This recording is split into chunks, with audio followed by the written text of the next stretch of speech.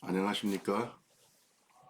예, 오늘 이 시간은 기독교 이단에 대한 연구에 대해서 여러 가지 사정으로 우리가 대면을 하지 못하고 방송으로 이제 녹화된 방송으로 같이 만나는 시간을 갖도록 하겠습니다. 지난 시간에 이어서 우리가 그 이단에 대한 여러 가지 빠지는 이유가 있죠. 그것이 이제 사탄이라고 하는 존재, 영적 사탄이라는 존재가 있고요. 그 다음에 우리 속에는 옛사람이 있어서 이런 우리가 내면의 전쟁을 지금 벌이고 있죠. 그리고 이제 사회적인 이유로는 아, 우리가 이제 급격한 사회 변화 이런 것들이 결국은 이단이 발흥하게 되는 또 팽창하게 되는 하나의 원인이 됐죠. 우리 한국 사회는 너무 급변했기 때문에 여러 가지 사회적인 상처도 많고 결국 이것이 이단의 좋은 토양이 됐다. 이런 생각이 듭니다. 그 다음에 이제 심리적인 이유에 대해서 말씀을 드렸는데 정서적 아픔이 있죠. 그래서 우리가 충분한 부모로부터 돌봄이라든지 지지를 받지 못하고 있기 때문에 이런 자라는 사람들이 이런 여러 가지 불완전한 애착 관계 속에서 고립되고 또 여러 가지 자존감이 낮아지고 또 이런 정서적인 아픔을 청소년기 해결하지 못하고 이런 관계 속에서 결국은 불안한 정서가 형성이 되고 그래서 결국은 이단에 빠지는 하나의 그 빌미가 된다 이렇게 얘기할 수 있겠습니다. 그 다음에 이제 그 성경을 좀 더 알고 싶어하는 이런 욕구 있잖아요. 우리가 이걸 인지적 욕구라고 하는데 이것도 이단에 빠지는 하나의 원인이 될 수 있고요. 그 다음에 이제 어디서나 소속될 수 없다. 교회 다니면서도 뭔가 모르게 그 교회에서 주변에서 맴도는 우리가 흔히 주변인이라고 하지 않습니까? 이런 이제 경우에 결국은 아브라함 메솔로가 얘기한 것처럼 인간은 모두 사랑과 소속감의 욕구를 가지고 있는데 결국 이러한 교제 속에 들어가지 못할 때 결국은 방황하게 되고 이러한 소속감을 채우기 위해서 결국은 이단에 빠지는 이런 경우가 많이 있습니다. 뭐 교회가 모든 성도들이 다 이런 소속감을 느끼고 사랑하면서 살도록 도와야 되는데 현실적으로 행정적으로 어렵지요. 그렇게 큰 교회일수록 쉽지 않은 그런 상황인데 어쨌든 우리가 가족 공동체, 영적 가족 공동체를 이루려고 하는 행정적인 노력과 또 우리 영적인 노력들이 모두에게 있어야 될 것 같습니다. 음, 2015년 CBS 방송된 신천지에 빠진 사람들을 보면은 그 이단에 빠진 사람들의 정서적 아픔과 교회 소속감의 문제, 그 다음에 교회에 대한 비판적인 마음, 성경부에 대한 욕구 이런 것들이 결국은 이단에 빠진 사람들의 어떤 문제였다 이렇게 얘기하고 있습니다. 자, 그 다음에 이제 네 번째가 우리가 이제 좀 생각할 수 있는 게 여러분 교재 보면 24페이지가 되겠습니다. 종교 중독적이다. 뭐 중독은 뭐 여러 가지 있습니다. 뭐, 알코올 중독, 뭐 니코틴 담배 중독, 그 다음에 뭐 관계 중독 많이 있습니다. 그 중에 이제 그 나르시시즘이 어떻게 보면 종교 중독에 빠지게 하는 그런 원인이 된다라고 얘기할 수 있습니다. 나르시시즘은 어, 지독한 자기 사랑, 자기 애를 말합니다. 사실 누구든지 뭐 자기를 사랑하죠. 뭐 어느 정도 다 나르시심적인 요소를 가지고 있습니다. 그런데 이단에 빠진 사람들은 이 자기애가 너무 강한 사람, 또 충족되지 못한 사람들이 이단에 빠진다는 것입니다. 이 프로이드는 나르시시즘을 어, 사랑하는 마음이 타인을 향하지 않고 오직 자기에게만 머물러 있다면 이것은 미성숙한 심리라고 얘기했어요. 우리가 자기 자신을 사랑하는 마음이 다른 사람에 대한 사랑으로 확대가 돼야 건강한 심리를 가진 사람이다 이렇게 얘기할 수 있죠. 지독한 나르시시즘에 빠지면 대인관계가 원만하지 못하고 사실은 교회가 행정적으로나 뭐 여러 가지 환경적으로 도와주려고 해도 본인이 이렇게 뭐 나르시시 자기애가 너무 강한 사람 다 대인관계가 원만하지 않고 항상 상처받고 이러면은 뭐 그것도 쉽지는 않더라고요. 현실적으로. 자, 이런 분들이 계속 주변인이 되고 겉돌다가 이단에 빠지는 경우, 이단의 먹이가 되는 경우가 굉장히 많다는 것도 우리는 알아야 되겠습니다. 하인스 코봇이 유아기부터 부모, 특히 어머니로부터 적절한 그 공감과 돌봄을 받으면은 나는 참 좋은 사람이다라고 하는 자기 행복에 빠지면서 이게 이제 어떤 나르시시즘을 형성하게 되는데, 근데 아무리 좋은 양육자라도 완벽하지 않죠, 사람은.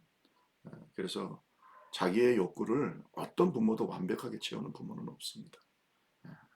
그래서 어느 정도 다 자기의 상처를 갖고 사는데 이단에 빠진 사람들은 이런 자기애가 너무 강하고 항상 욕구 불만과 정서적 외로움과 불안 상태가 심한 사람들이 결국은 뭐 나중에 보니까 이단에 많이 빠지더라 이런 겁니다.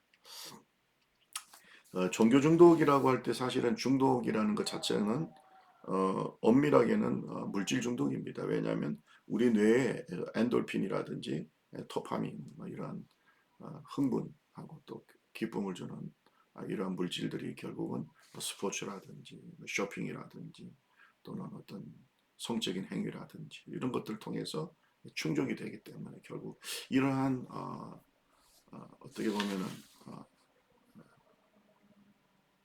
그 기쁨을 주는 이 물질들이 계속 이렇게 계속 발생하게 되게 만들기 위해서 중독적인 행동에 빠질 수 있는 거죠. 뭐 축구도 보면 막 축구하다가 그 너무너무 즐겁게 하고 뭐 재밌게 하는 좋은데 이제 중독이 되면은 축구도 너무 열심히 하다 다치고 막 그렇게 되죠. 그래도 막 다쳐도 막 나중에 목발 짚고 또 축구장 가고 왜냐하면 그 즐거움에 대한 그 중독이 돼 있는 거죠. 뭐 우리 도박 중독 같은 경우는 세상에 손가락 다 잘라내도 발가락으로 한다 뭐 이런 얘기도 하지 않습니까? 그 중독은 이런 뇌 속에 있는 어떤 엔돌핀이나 도파민과 같은 즐거움을 주는 이런 물질이 계속해서 발생하도록 하는 행동을 하게 되는 이런 것이죠. 정신분석학적으로 보면은 심리적 에너지인 카텍시스라고 하는 그 어떻게 보면 심리적 에너지가 집중적으로 투입하면서 집착하는 이런 행동이다 이렇게 말할 수 있어요. 그래서 중요하게 여기는 것에 매달리거나 사로잡히도록 심리적 에너지를 투입하는 이런 것이 중독이다 이렇게 얘기하고 있습니다. 자기 심리학에서는 이 나르시시즘의 상처와 관계 있다. 그래서 자기 결핍, 자기의 결핍을 채우려고 하는 욕망이다. 이렇게 얘기하고 있습니다. 자, 그래서 어쨌든 간에 중독은 자기가 해서 즐거운 것들을 더 계속하려고 하는 이런 마음인데 뭐든지 지나치면은 다 독이 되는 거죠. 적당히 하면은 유익하죠. 그러나 지나치면 뭐 커피도 사실 지나치면 그것도 중독이 되고요. 뭐든지 지나치면 쇼핑도 뭐 적당히 하면 즐거움이지만 지나치면 그게 자기가 파산이 되는지도 모르고 중독이 되는 거죠. 그처럼 종교도 건전한 종교는 일상성이 있어요. 항상 생활 속에서 어떤 빛과 소금이 되는 어떤 그런 아름다움이 있는데 이 중독이 되어버리면 생활이 무너집니다.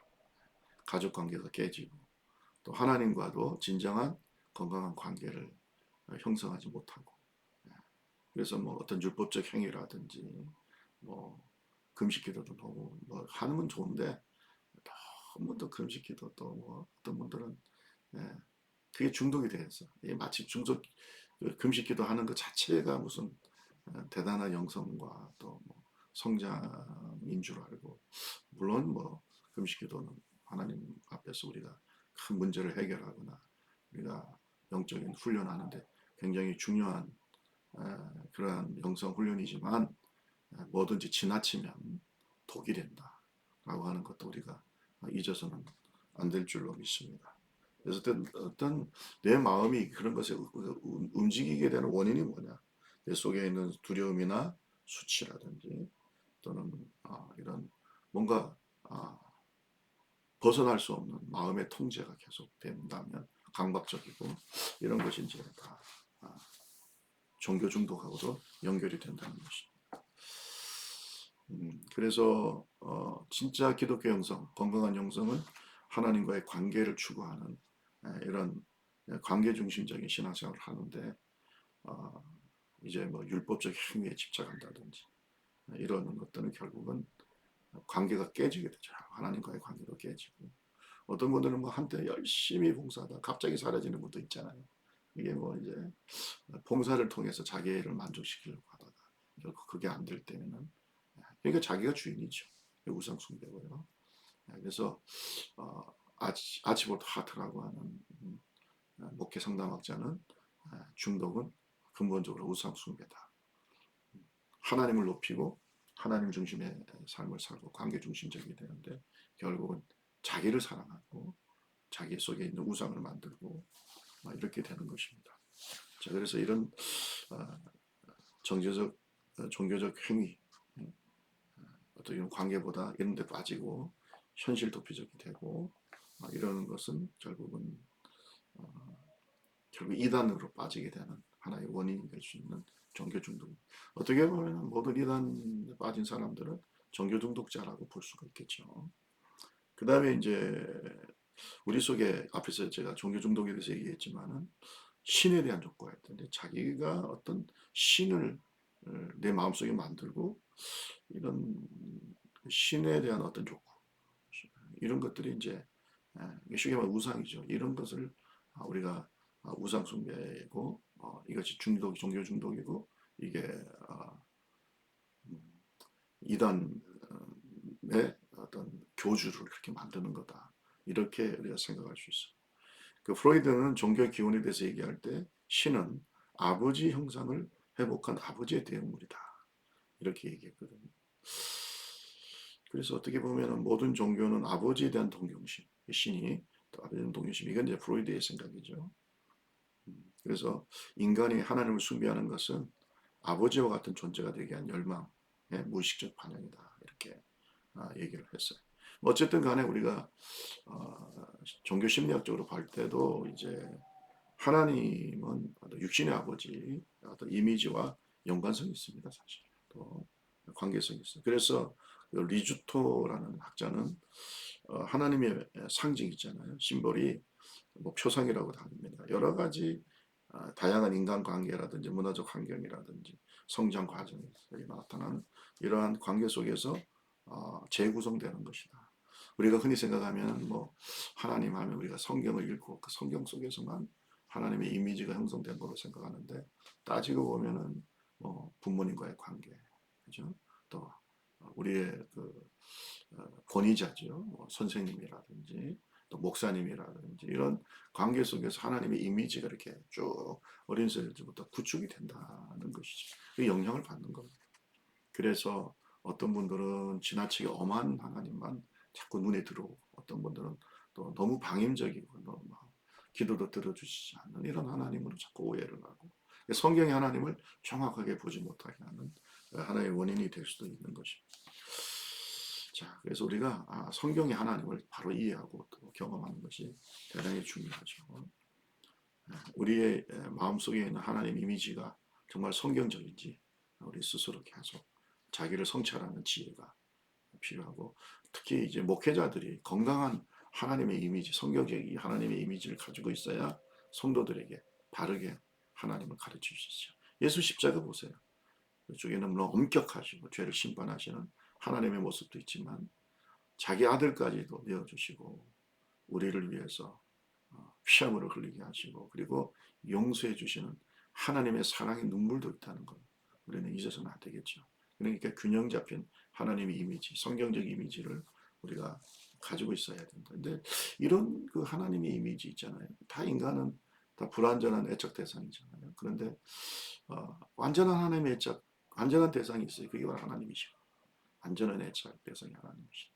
그래서 청소년기에 성령 충만 받고 살아계신 하나님을 경험하고 성령 충만한 사람들은 성경적 하나님의 이미지를 많이 이렇게 바르게 구축하는 이런 모습을 볼 수 있는데, 그렇지 않으면 우리가 좀 이런 이단적인 신격화된 어떤 애착 대상을 찾아가고 결국은 이단의 교주를 아주 이상적인 대상으로 생각하고 빠지는 이런 우를 범할 수도 있다. 그래서 우리가 특히 청소년기에 그 불완전한 애착 대상인 어머니로부터, 아버지로부터 좀 뭔가 독립하고 그래서 뭔가 이상적인 애착 대상을 찾고 있을 때의 뭐 수련회라든지 부흥회라든지를 통해서 그들이 성령 하나님을 만나게 하는 것.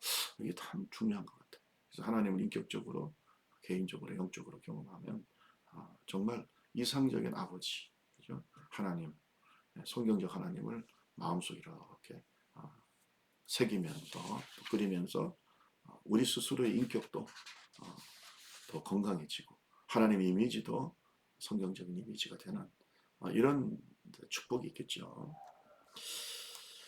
그래서 어쨌든 간에 이 이단의 교주에 빠지는 사람들은 결국은 뭔가 내가 만들고 싶은 신, 그런 이상적인 어떤 대상, 예, 이상화 대상을 찾아서 갈망하는 마음이 그게 이제 잘못되다 보니까 JMS, 정명석이라든지 통일교, 문선명이라든지 신천지 이만 이런 사람들에게 빠지는 겁니다. 이거 다 악령의 역사죠.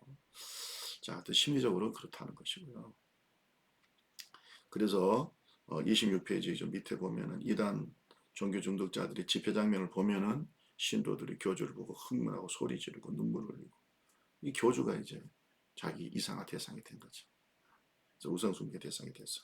이런 걸 우리가 웨이노츠 같은 목회 상담학자는 병든 신앙이다. 이렇게 얘기하고 있습니다. 자, 우리가 참 성령 충만을 바르게 교회 지도에 따라서 영적 지도를 따라서 충만하게 경험하는 이런 것들이 얼마나 중요한가. 여러분 우리 순부험 신학원의 모든 학생들은 좋은 지도자들, 영적 지도자들 되시기를 바라겠습니다. 이것이 사실은 이단을 예방하는 가장 또 좋은 길이고 한국 교회를 이단의 여러 가지 공격구에서 방어하고 또 이단에 빠진 자들을 치료하는 가장 좋은 길이다. 이걸 우리가 알아야 되겠습니다. 또 수치심이 있어요. shame. 채울 수 없는 공허 외로움인데 결국 수치심도 자기에 대한 상처에서 비롯된다라고 볼 수 있습니다. 자꾸 어릴 때부터 충분한 공감을 받지 못하고 마음속에 자기의 욕구가 상처를 받고 그러면 이게 이제 수치심이 되는데 이것이 이제 마음의 분노가 중독의 원인이 되죠. 그래서 중독을 연구할 때 보면 shame, 수치심은 대단히 중요한 중독의 뿌리가 되어 있습니다. 낮은 자존감을 가지고 있고요. 이런 사람들이 결국은 이단에 많이 빠져. 이단에 빠진 사람들이 자존감이 낮다는 것이고요. 그 다음에 이제 다섯 번째 분노가 있어요. 풀리지 않는 화가 있다. 이것도 자기에 대한 상처받은 인간이 충분히 존중받지 못하고 공감받지 못한 사람의 마음은 분노 반응으로 나타나게 됩니다. 그래서 뭔가 모르게 자기애적인 분노가 있어서 결국은 여러 가지 하나님과의 관계라든지 또 자기 자신과의 관계, 다른 사람들 관계에 영향을 미치게 됩니다. 그래서 결국은 뭐 이게 다 자존감이 낮아지게 되는 거고요. 자기 스스로를 무가치하게 생각하고 그래서 자기애적인 분노의 공격 대상이 자기 자신도 되지만은 또 자기에게 상처 준 사람에게도 되고 또 심지어는 하나님을 향해서도 분노하게 되고 왜 하나님 나만 이렇게 뭐 어렵습니까? 나만 왜 이렇게 고통을 주십니까? 이런 식으로 우리 욥 기서를 보면 뭐 욥 같은 사람들이 자칫 잘못하면 풀리지 않는 이 분노, 그죠? 자기에 대한 분노가 강할 수가 있겠죠. 이런 것들 잘못하면 이단에 빠지는 겁니다. 교회에 대한 분노, 한국 교회 목회자에 대한 분노. 그 원인이 사실은 자기에 대한 어떤 상처나 수치심이나 그죠? 뭐 이런 것에서 나오는 건데 그걸 마치 교회의 탓인 것처럼 목회자 탓을 다 돌리고 또 심지어는 하나님에 대해서 원망하고 이런 것들이 결국은 우리를 이단에 빠지게 하는 원인이 될 수 있다. 이렇게 분노가 강해지고 그러면 우울감을 느껴요. 깊은 우울감을 느끼고 결국은 자해를 하거나 자살하는 경우도 많죠. 그래서 이단들 중에 이런 집단적인 또 파괴적인 공격성 때문에 결국은 자기에 대한 분노가 자기 종교 집단을 향하게 되고 결국은 집단 자살로 이어지는 경우가 1987년 8월 29일 날 발생했던 오대양 사건 있잖아요. 예. 그런 걸로 나타나죠. 이 오대양은 공예품 공장인데 이 대표로 있었던 박순자가 바로 교주입니다. 그래서 그 박순자의 가족과 종업원 32명이 집단 자살하는 그런 것이 지금도 제가 예전에 TV를 본 적이 있는데 어쨌든 굉장히 그 당시 한국 사회에 충격을 주었던 이단의 집단 자살. 그러니까 이게 결국은 분노에서 오는 거죠. 공격적인 파괴적인 공격성, 분노에서 오는 것이다. 그 외에도 여러 가지 영적 장애로 인한 정신병리 현상들이 쭉 있는데 이런 것들이 다 이단에 빠지는 어떤 병리 현상이 되는 거죠. 강박증, 뭔가를 하지 않으면 불안하고 그래서 어떻든 강박이라는 것은 마음의 불안을 없애기 위한 어떤 행동들인데 강박적인 사고도 있고 행동도 있습니다. 이런 것들이 결국은 이단에 빠진 사람이 강하다는 거고요. 그래서 종교 중독도 어떻게 보면 이렇게 절대 그 종교 집단의 가르침을 무피해 비판적으로 받아들이고 절대적으로 따르는 가스라이팅 됐다고 하잖아요. 뭐 이런데 어떤 숫자에 집착한다든지 어떤 자기 집단에만 집착한다든지 이러한 그 강박적인 이런 것들이 종교 중독으로 나타납니다. 예를 들어서 여호와 증인이 14만 4천이요. 요 숫자에 들어가야 된다. 이렇게 자꾸 가스라이팅 당하고 그러면 결국은 여기에 강박적인 이제 생각을 하게 되죠. 14만 4천에 들기 위해서 뭐 열심히 전도도 하고 하는데 지금 뭐 14만 4천이 넘었다 그죠? 그런데 뭐 이제 그게 자기들이 실패하고 나니까 뭐 예수님이 영적으로 임재했다 뭐 이런 식으로 계속 그렇게 거짓말로 자기들의 잘못을 자꾸 이렇게 넘어가려고 하는 이런 것들이 많이 있습니다. 그 다음에 불안증이 있습니다. 여러 가지 불안증. 앞에서 얘기했지만 충분히 공감받지 못한 어린 시절의 내적 결핍 이런 것들이 결국은 중독에 빠지게 종교 중독 그리고 종교 중독 중에도 뭐 이제 사이비 신앙도 있잖아요. 겉은 교회인데 안에 들어가 보면 건강하지 못한 이런 사이비적 신앙도 많기 때문에 이런 조심해야 돼요. 불안을 회피하게 하는 것이고요. 우울함 앞에서 얘기했지 쉐임이라든지 두려움이라든지 수치심이라든지 뭐 이런 것들이 결국은 우울증 가져오게 되고요. 자존감이 낮은 사람도 우울증에 많이 걸리죠. 그래서 뭐 근데 여기 있어요.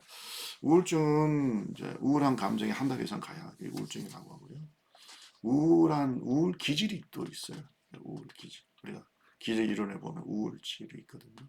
이것은 뭐 보통 작가들이나 그다음에 뭐 예술가들이나 음악가들 약간 우울적 기질이 있는 분들이 또 예술가가 되고 또 문학가가 되고 이제 이런 경우가 있거든요. 근데 이걸 우울증이라고 말하지는 않습니다. 그래서 이런 것들을 잘 분별해야 되고요. 편집증은 타인에 대한 불신과 의심, 또 타인 관계에 대한 긴장과 적개심, 비판적 태도. 교회 안에서 이런 분들이 많거든요. 어떤 사람들은 이런 분들이 결국은 교회에서 이제 같이 동화되지 못하고 결국 자기 생각만 옳다고 하는 남의 말 듣지 않죠. 이런 아집이 강해짐. 그래서 결국은 이단에 빠지게 되면 이단은 꼭 자기 종교는 구원이 있다고 얘기하고 다른 교회는 구원이 없다고 그리고 기성교회를 자꾸 이제 공격하는 이런 형태를 가지는데 이게 편집전적이다. 우리가 볼 수 있습니다. 이단 교주들을 보면 이런 편집 증세가 굉장히 강하고 이런 또 인간의 여러 가지 이런 불안이라든지 의심을 이용해서 신도들의 마음을 쇠뇌시키고 조종하는 이런 것들이 있습니다. 자, 오늘 여기는 이제 우리가 지금까지 여러 가지 이단에 빠지게 되는 심리적 이유에 대해서 생각해 봤습니다. 조금 더 나가겠습니다. 여러분 29페이지에 보면은 3장 이단의 특성과 분별에 대해서 조금 생각해 볼까요?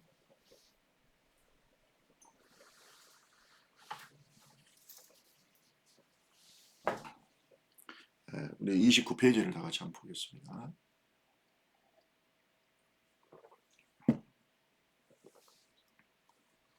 그래서 사실은 지혜라는 건 분별력이거든요. 말세가 될수록 우리가 분별력이 있어야 되는데 성령의 열매 중에 성령의 은사 중에 분별이 있죠. 영분별, 지혜고. 그 다음에 하나님의 말씀을 많이 우리가 알게 되고 묵상하게 되면 영분별이 되죠. 어느 정도.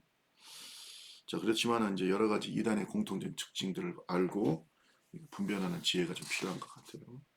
자, 이단의 공통적인 특징, 이단에 빠진 사람들의 정수가 심리라는 책에 보면 유연철 박사님이 쭉 얘기를 했죠. 자, 이단에 빠진 자들 보면 이단의 공통적 특징이 뭐냐? 자기 집단에만 구원이 있다. 배타적이고 아집이 강하다고 그랬어요. 두 번째, 교주 자신이 재림 예수라고 하는 거예요. 대부분 이제 공통적으로 그렇다는 거예요. 그래서 우리 한국에 뭐 재림 예수가 뭐 50명이 뭐 됐다든가 30명이 넘는다든가 이런 말이 있지 않습니까? 그래서 자기만 하나님께 직통 계시를 받는다. 이렇게 자기를 신격하는 현상이 있고요. 세 번째는 시한부 종말로 언제 주님 오신다. 또 14만 4천 그 사람만 구원받는다. 뭐 이렇게 해서 신도들을 가스라이팅하고 또 두려움을 주고 그래서 통제하는 이런 걸 볼 수 있습니다. 그다음 네 번째는 예수님의 신성과 삼위일체 교리를 부정한다. 다섯 번째는 행위 구원을 강조하게 되고 신비체험과 열광주의에 빠지게 하죠. 여섯 번째 기성교회를 구원이 없는 거짓 종교 집단으로 몰아붙입니다. 그래야 자기들이 차별성이 있으니까요. 이렇게 합니다. 일곱 번째는 성경은 오직 비유로 풀어야 한다고 하면서 비유풀이를 강조하는데 이게 이제 성경의 영적 해석이 알레고리컬한 해석이라고 하는데 이 영적 해석을 자꾸 하면서 자기 자의적 해석을 자꾸 하게 되죠. 우리가 성경 해석은 문법적인 해석, 역사적인 해석, 또 여러 가지 뭐 해석이 있죠. 차원이. 또 도덕적 해석도 있고 또 영적 해석도 있는데 지나치게 영적 해석도 필요한데 이게 이제 지나치게 되면 자의적 해석이 자꾸 되고 결국은 성경의 진리에서 벗어나게 되는 겁니다. 모든 이단들은 결국은 성경 해석에 대한 잘못된 이해에서 온다는 거 여러분 꼭 기억하시기 바라고요. 그 다음에 여덟 번째는 가출, 이혼을 조장하고 윤리의식이나 사회적 책임이 미약하죠. 그래서 꼭 가정 파괴라든지 성적인 문제, 특히 여성들이 많이 당하게 되는데 지금은 또 통일교라든지 그 다음에 뭐 신천지라든지 사회적 책임을 강조하면 하나님의 교회도 마찬가지. 그거 다 겉은 그렇게 하는 거지 속은 진정성이 없다. 여러분 아시기 바랍니다. 그 다음에 아홉 번째는 특수한 집단 체제를 형성해서 과도한 헌금 강요, 그래서 재산을 갈취하죠. 이단들 대부분 또 이단은 물질로 서로 얽혀 있어요. 그래서 기업체들도 많습니다. 열 번째, 정체를 숨기고 은근히 접근하는 등 정직하지 않습니다. 항상 거짓에 기반을 두고 있어요. 뭐 교리 자체가 그렇지 않습니까? 거짓 아닙니까? 그죠? 적그리스도의 무리죠. 거짓 그리스도들입니다. 거짓 선지자. 그래서 이것이 사탄의 특징입니다.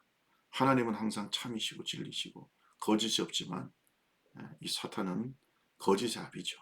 그래서 저는 너무 교회 안에서도 거짓말을 이렇게 계속하고 또 거짓말을 숨기기 위해서도 거짓말하고 이런 것은 성령 역사가 아니다.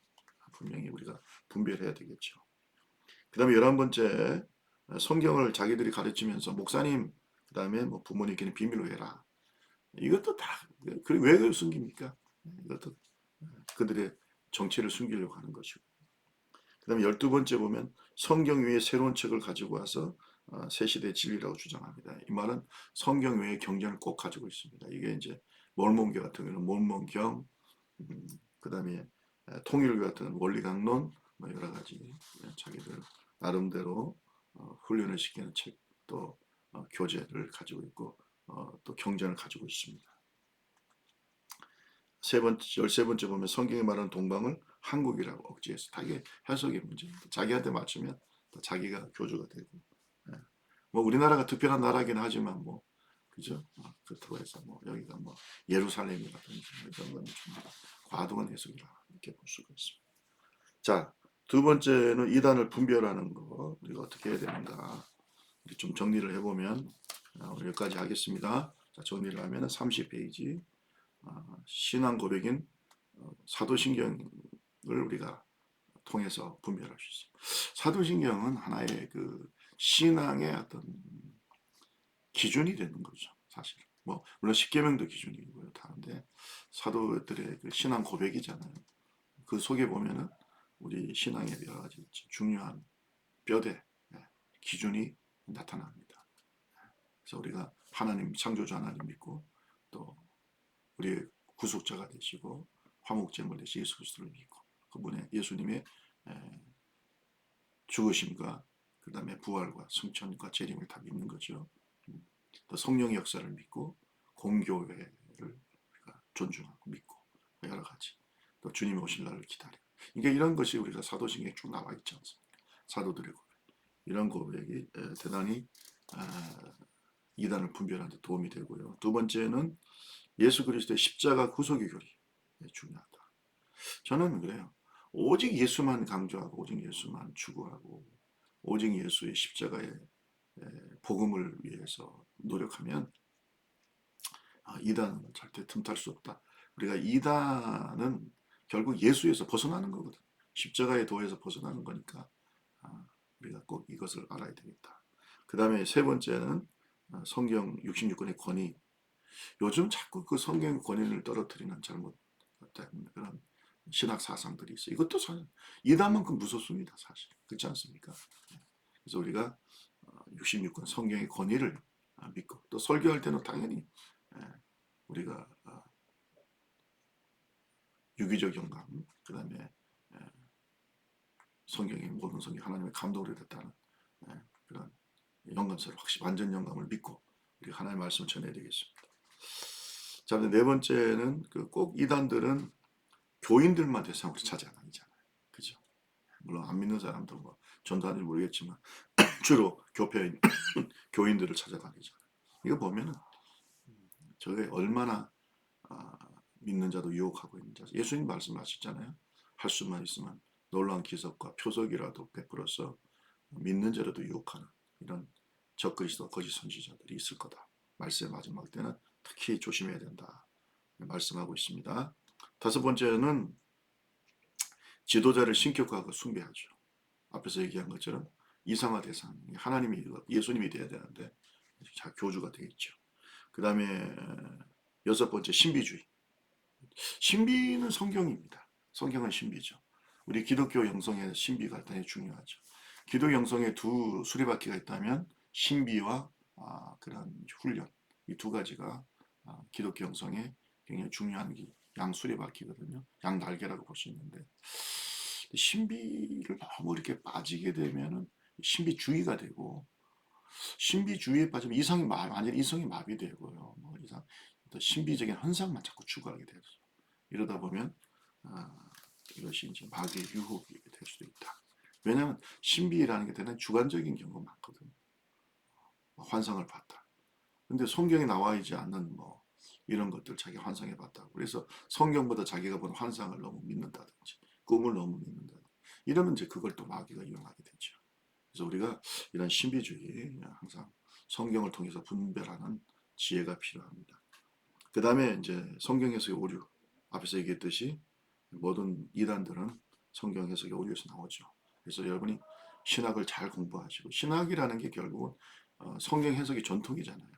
교회 여러 성경 해석 여러 가지 교회가 세상과 싸우고 이단과 싸우면서 그렇게 구축해온 성경 해석의 전통을 잘 여러분께서 어, 잘 알고 이런 것들 통해서 이단을 분별하는 하나님의 종들이 되기를 주님의 이름으로 축원합니다. 여러분 꼭 필요한 이런 주석들 이런 꼭 가질 필요가 있고 이런 주석들이 여러분들에게도 꼭 필요합니다. 왜냐하면 성경 해석 전통이니까요.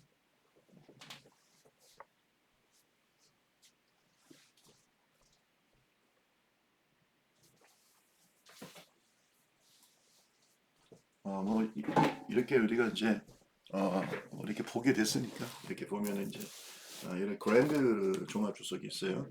뭐 이런 주석들이 여러분들이 이거는 종합 주석이니까 보수적이고 진보적인 거 다 이제 포함하는 이런 주석이죠. 이런 주석들이 여러분이 꼭 하나씩 있었으면 좋겠다 하는 거고요. 그 다음에 이제 성경 공부할 때 도움이 되는 주석이 있다면 이렇게 저는 뭐 이게 오래됐습니다. 아주. 예, 이렇게 QA 보입니까?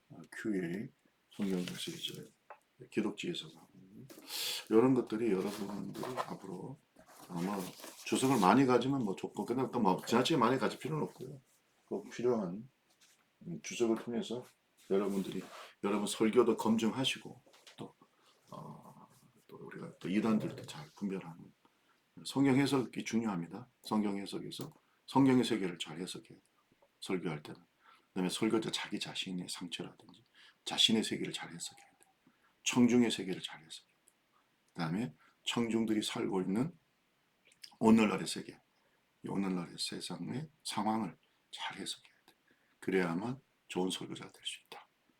꼭 기억하시고 이제 오늘은 여기까지 하고 다음에는 우리 오프라인 서로 대면해서 얼굴 보도록 하겠습니다. 다음에는 4장 성경 속의 이단 종교 31페이지 여기서부터 강의 대면에서 하도록 하겠습니다. 수고하셨습니다. 감사드립니다.